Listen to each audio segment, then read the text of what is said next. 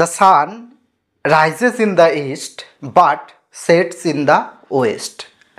The man is tall and lean.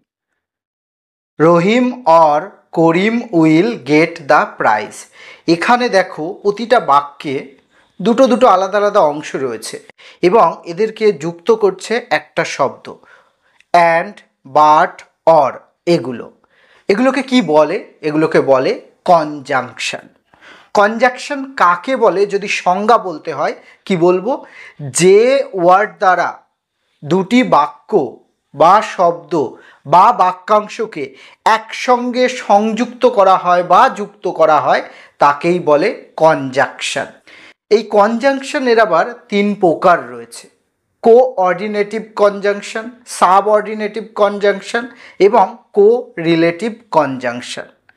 এবার আমাদের তো জানতে হবে এই যে কোঅর্ডিনেটিভ কনজাংশন কাকে বলে, সাবঅর্ডিনেটিভ কনজাংশন কাকে বলে, বা কোরিলেটিভই বা কাকে বলে।